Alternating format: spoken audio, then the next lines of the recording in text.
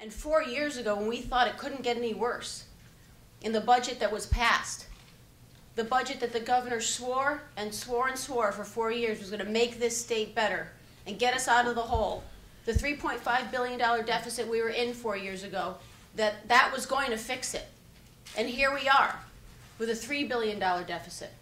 Nothing fixed, things worse, and companies leaving. And yet, we pass a budget that hurts the people we are supposed to be here to protect.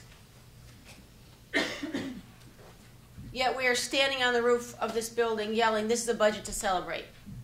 I guess I have a little bit more convincing to do than they do in regard to that. I think it was not the best way to go to stand here all night and just run bills and call a budget at 6 o'clock in the morning, but that's always been a concern of ours, doing significant legislation in the dark of night, you know, which this time turned into the light of day all over again. You have a budget that taxes over $2 billion, and you have a budget that has a 7.5% spending increase, yet you're touting one section of it where we're giving relief here, but we're taxing you much more here when you're taking away people's property tax credit, when you're taking away exemption on clothing and shoes. So, first off, the problem that I think Connecticut is going to need to resolve is you shut out the whole business community.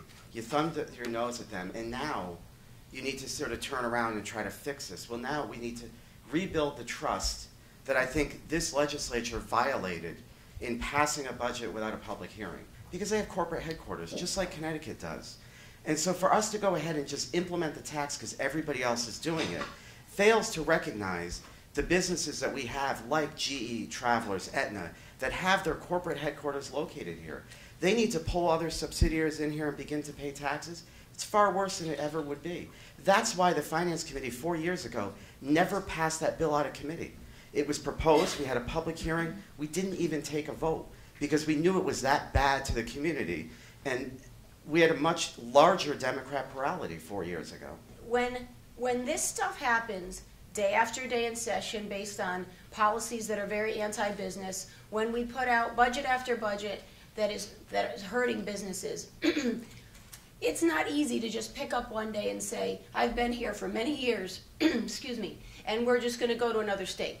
So that's not something that these businesses take lightly. But at a certain point, the benefit does not outweigh the moving part of it. And so I don't understand, to be honest with you, why they haven't gone sooner.